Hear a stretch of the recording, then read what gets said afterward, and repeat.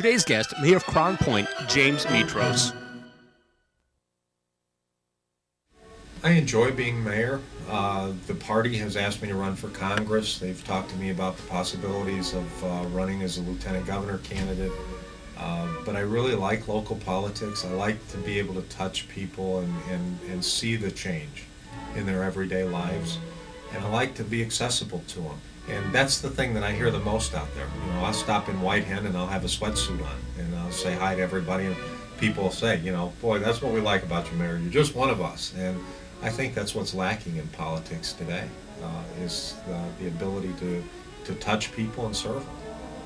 Well, actually, I wanted to be a pro athlete. I was drafted by the Montreal Expos in 1973 and worked all the way up, but unfortunately, my knees decided that I was going to go into politics, so I was injury prone and took me out of sports, and went back to school, got a job in the oil refineries, and then decided one day to run for mayor. I really didn't have a lot of political experience when I became mayor. I was a precinct committeeman, Democratic precinct committeeman here in the city of Crown Point for a year and a half.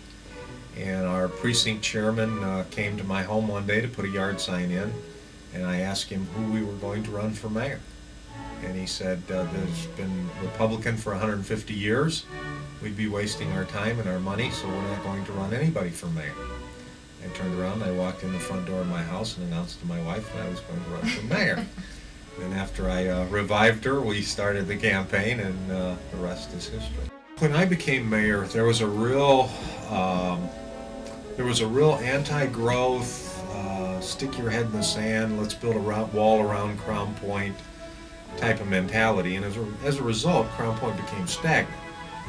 The problem with that is that a stagnant community, the taxes can only go one way. You know, every year that I dispatch the fire trucks in the police department or order salt, the price goes up. And if our community's not at least growing fast enough to keep up with those expenses, taxes have to go up. Taxes have gone up very little as far as the city's portion of your property taxes from 1992 to 2000, and the reason is because we've opened it up to growth. Oh yeah, there's always special things happening in Crown Point. One of the things, obviously, that you know, since I became mayor, we put in the East Side Sewer Project. Until I became mayor, it had been talked about for 20 years, but nobody did it. That meant an $11 million loan through the state, through the SRF funds, but it opened up the Broadway corridor for development.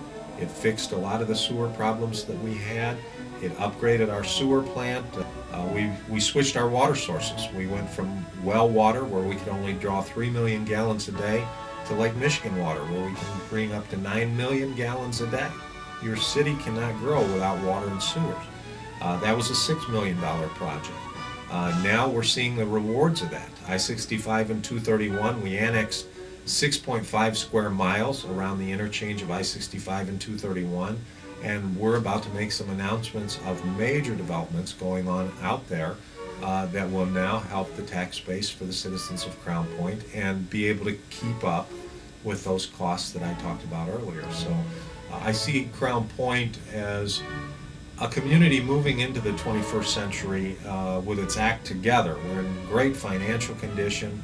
We're growing leaps and bounds, but yet we really make concerted effort to keep that small town atmosphere where neighbors say hi to neighbors, where we have ice cream socials on the square, where it's kind of got that modern community with an old-fashioned flair.